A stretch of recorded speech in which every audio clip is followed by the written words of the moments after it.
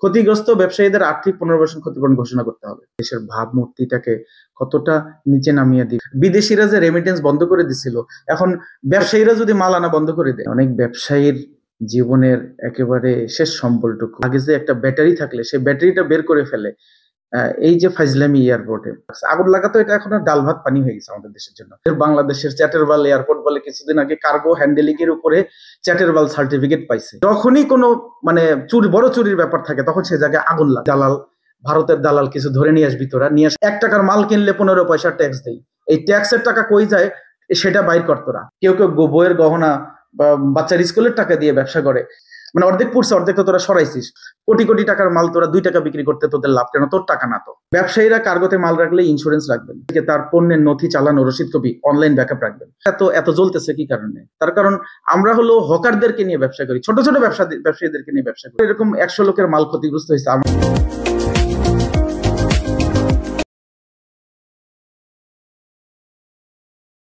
আসসালামু আলাইকুম। আজকের ভিডিওটা আমি করতে চাই খুব মর্মান্তিক একটা ঘটনার পরিপ্রেক্ষিতে। আপনারা কম বেশি সবাই জেনে থাকবেন। বেশ কয়েকদিন যাবৎ ধরে আমাদের বিভিন্ন মানে দেশের বিভিন্ন গুরুত্বপূর্ণ স্থানে বা গুরুত্বপূর্ণ জায়গায় অগ্নিসংযোগ বলেন অথবা দুর্ঘটনা বলেন, এই ঘটনাগুলো ঘটতেছে, অগ্নিকাণ্ডের মতো ঘটনা ঘটতেছে। তো গতকাল আমরা দেখলাম যে ঢাকায় শাহজালাল আন্তর্জাতিক বিমানবন্দর, একটা দেশের আন্তর্জাতিক বিমানবন্দর একটা দেশের ভাবমূর্তিতে অত্যন্ত গুরুত্বপূর্ণ কিছু ভূমিকা রেখে থাকে। এখানে আগুন লেগেছে। তো এখানে আগুন লাগা মানে এটা আপনার বাসায় বা বারান্দায় রান্নাঘরে আগুন লাগা না। এটা একটা দেশের ভাবমূর্তিটাকে কতটা নিচে নামিয়ে দিবে। এবং এর সাথে সাথে এই ঘটনায় অসংখ্য ব্যবসায়ীর স্বপ্ন, অসংখ্য ব্যবসায়ীর পরিশ্রম, পুঁজি, যা সারা জীবনের সঞ্চয় তিলে তিলে একত্রিত করার পর কেউ হয়তো বা চায়না থেকে বা বিদেশ থেকে বা অন্য দেশ থেকে কিছু মাল ইম্পোর্ট করেছেন, তাদের যে স্বপ্ন, এই স্বপ্নটা একেবারেই এটার সাথে সাথে পুড়ে ছাই হয়ে গেছে হয়তোবা। আজকে এই যে আগুন লেগেছে, এটা কিন্তু শুধু মালামাল পোড়ায় নাই, পুড়িয়ে দিয়েছে অনেক জীবনের, মানে অনেক ব্যবসায়ীর জীবনের একেবারে শেষ সম্বলটুকু। একটা এয়ারপোর্টে আগুন লাগা মানে এটা আপনারা চিন্তাও করতে পারবেন না। যেখানে আপনার লাগেজে একটা ব্যাটারি থাকলে সেই ব্যাটারিটা বের করে ফেলে। এই যে ফাইজলামি এয়ারপোর্টে, যে একটা খেলনার ব্যাটারি পর্যন্ত আপনারা বের করে ফেলেন, মানে আপনারা বুঝাইতে চান যে আপনারা খুব খুব একেবারে সচেতন, খুব একেবারে ঘোড়ার ঘাস কাটালো। তো একটা যাত্রী একটা খেলনার ব্যাটারি নেবে, সেটা নিতে দিচ্ছেন না, আর কার্গো ভিলেজে আগুন লাগছে। ফাইজলামি করার আপনারা আসলে কোনো জায়গা পান না আর কি। মানুষের, দেশের জনগণকে আপনারা মনে করছেন যে সব একেবারে ছোট বাচ্চা আর দুধ খায়। তো ফায়ার সার্ভিস কি জিনিস জানেন? অন্যান্য জায়গায় ফায়ার সার্ভিস হচ্ছে সিভিল ডিফেন্স। সিভিলিয়ানরা যে ডিফেন্স তৈরি করে, এটাও একটা ডিফেন্স।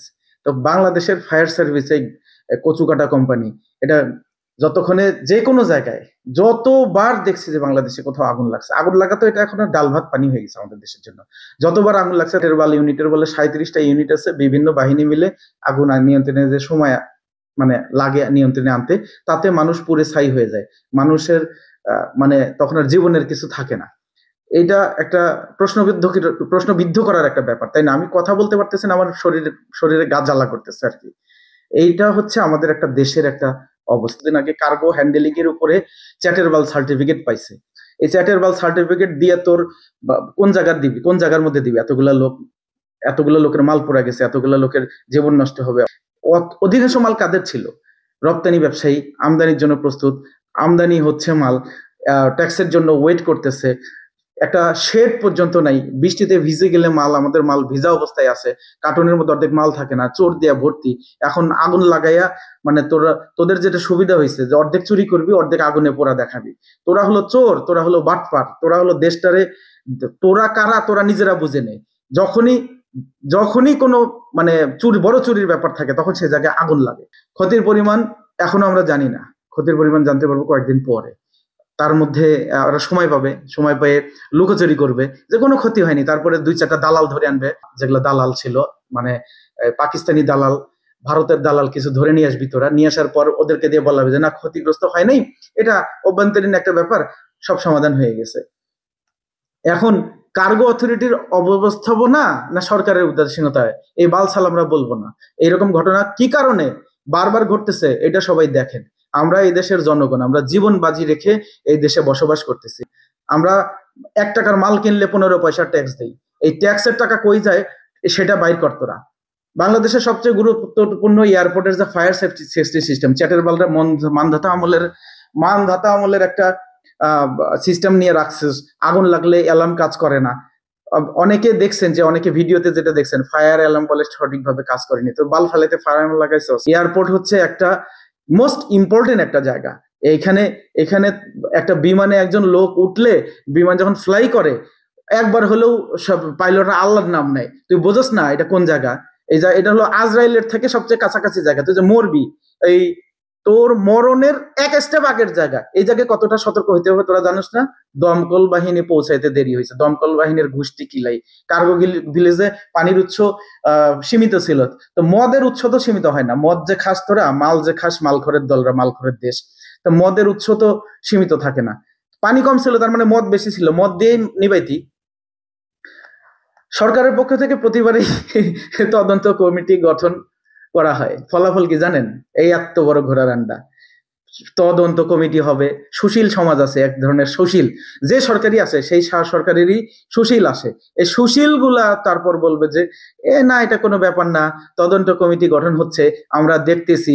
আচ্ছা ঠিক আছে, একটা বাচ্চা অ্যাক্সিডেন্ট করছে, একজন জায়গায় আগুন ধরছে, মানুষ মারা যাচ্ছে, সে জায়গায় আচ্ছা তদন্ত কমিটি গঠন করা হয়েছে, আমি দেখছি। তোর মা বোন ওদেরকে তদন্ত কমিটির মধ্যে ঢুকা আগে, ও তোর মা বোনের মধ্যে আগে ভিতরে ওই আগুনের ভিতরে ঢুকা, তারপর তদন্ত কমিটি গঠন কর, তাহলে দেখবি যে তোর কেমন লাগে, তদন্ত কত দ্রুত হয়।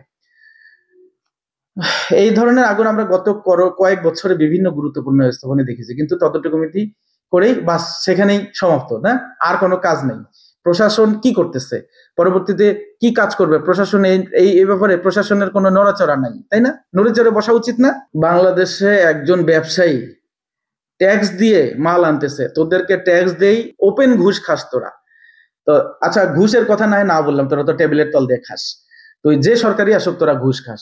এখন একজন ব্যবসায়ী তার জীবনের শেষ পুঁজি দিয়ে যখন ব্যবসা করে, তার সমস্ত জীবন, তার সমস্ত কিছু জিম্মি রেখে, কেউ কেউ বইয়ের গহনা বা বাচ্চার স্কুলের টাকা দিয়ে ব্যবসা করে, বাচ্চার টিউশন ফির টাকা দিয়ে ব্যবসা করে, সেই টাকা দিয়ে মাল ছোটায়, তাহলে এটার দায়িত্ব কার? সরকার বা কর্তৃপক্ষ সেটা নিরাপদ রাখবে না? এইটা নিরাপদে রাখার দায়িত্ব কি আমাদের কি ওখানে অ্যাক্সেস আছে?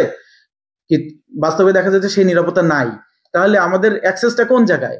আমরা খালি টাকা দেবো আর তোরা খালি মাল পোড়াবি। তোরা মাল পোড়াইলে তো তোদের কিছু ইনকাম হবে, বিভিন্ন জায়গায় তদন্ত কমিটি গঠন করবি, সেখানে ইনকাম হবে। তোরা তদন্ত কমিটি করার পর বিভিন্ন জায়গায় দৌড়াদৌড়ি করবি, কার কার ভুল ছিল সেখান থেকে টাকা খাবি। তারপর যারা ক্ষতিগ্রস্ত হয়েছে তাদের বাকি মাল, ক্ষতিগ্রস্ত যেগুলো হয়নি টান দিয়ে সরাইছিস, অন্য অন্য গুদামে রাখছিস, মানে অর্ধেক পুড়ছে অর্ধেক তো তোরা সরাইছিস, ওখানে ওগুলো আবার বিক্রি করবি, নিলামে উঠাবি। তারপর যেগুলো পুড়ছে সেখান থেকে কিছু মাল বিক্রি করবি, তারপর এগুলা নিলামে উঠবে, অনেক কিছু আদার মাগনা দামে বিক্রি করবি। এই তো চলতেছে, তোরা নিলামে উঠাবি, বিভিন্ন জায়গায় ভাঙড়ি হিসাবে বিক্রি করবি। কোটি কোটি টাকার মাল তোরা 2 টাকা বিক্রি করতে তোদের লাভ কেন? তোর টাকা না তো। এই ঘটনা যে ঘটছে, এখান থেকে ব্যবসায়ীরা, আমার ব্যবসায়ী ভাইরা একটা বড় শিক্ষা নেবে। কি শিক্ষা নেবেন? ব্যবসায়ীরা কার্গোতে মাল রাখলে ইন্স্যুরেন্স রাখবেন, 1 2 হচ্ছে প্রত্যেকটা ব্যবসায়ীকে তার পণ্যের নথি, চালান ও রসিদ কপি অনলাইন ব্যাকআপ রাখবেন। মালামাল ডেলিভারি করার সময় ভিডিও ডকুমেন্ট ও প্রমাণ হিসাবে সংরক্ষণ করবেন। এবং এই চোর গুলাকে, এই এয়ারপোর্টে যার যেরকম সুযোগ আছে যখন আসবে ওগুলা ভিডিও করবেন। এখানে চোর দিয়ে ভর্তি বাংলাদেশের এয়ারপোর্ট। এইটা এইটা কারা করছে না করছে ওই প্রসঙ্গে আমরা আসতেছি না, কিন্তু এক শ্রেণীর লোকের পেট মোটা হবে। এখন সময় আসছে যে এয়ারপোর্টের যে কার্গো সিস্টেম ডিজিটাল মনিটরিং করার, সেন্সর ভিত্তিক ফায়ার অ্যালার্ম। তোরা শালা একটা দোকানে মানুষ ঢুকতে গেলে সেখানে একটা সেন্সর লাগায় রাখে পৃথিবীর বিভিন্ন দেশে, তোরা এয়ারপোর্টে কোনো সেন্সর নেই, এমার্জেন্সি মানে কোনো জরুরি ট্রেনিং এর ব্যবস্থা নেই। তা তোরা খালি জনগণের টাকা নিয়ে খাস আর ঘুমাস। তোদের এক একটা পেট কিরকম মোটা তোরা জানোস? প্রত্যেকটা ডিপার্টমেন্টের এই যে ক্ষতি হয়েছে, এই ক্ষতি দেশের একটা ভাবমূর্তি, রেমিটেন্স এবং বিশ্বাসের ক্ষতি। বিদেশিরা যে রেমিটেন্স বন্ধ করে দিছিল, এখন ব্যবসায়ীরা যদি মাল আনা বন্ধ করে দেয়, তোদের মতো লোক বাঁচবে? তোরা বাঁচবি ব্যবসায়ীরা যদি মাল আনা বন্ধ করে দেয়? এখানে সরকারেরও তো অনেক কিছু করার আছে, তাই না? সরকার কি করবে? সরকার তো সরকার তো একটা হচ্ছে, কি বলবো, আমাদের দেশে যেই যে যায় লঙ্কায় সেই হয় রাবণ। তা সরকারের পদক্ষেপের মধ্যে আমি তো আর বলতে পারি না সরকার এই পদক্ষেপ নেবে। সরকার নিশ্চয়ই আমার চেয়ে অনেক বেশি জ্ঞান রাখে। এবং আমার এত এত জ্বলতেছে কি কারণে? তার কারণ আমরা হলো হকারদেরকে নিয়ে ব্যবসা করি, ছোট ছোট ব্যবসায়ীদেরকে নিয়ে ব্যবসা করি। ১,০০০ টাকার মাল কিভাবে চায়না থেকে পাঠানো যাবে, ৫০০ টাকার মাল কিভাবে পাঠানো যায়, আমরা ওই ব্যবসা করি। তা আমার এরকম ১০০ লোকের মাল ক্ষতিগ্রস্ত হয়েছে, আমার লাগবে না? তোদের তো ১,০০০ কোটি টাকা আছে। আমার আমার যেগুলা লোকজন, আমার যেগুলা সাপ্লায়ার, আমার যেগুলো লোকজন, এদের তো ১,০০০ কোটি টাকার সাপ্লায়ারও না, ১,০০০ কোটি টাকার গ্রাহকও না।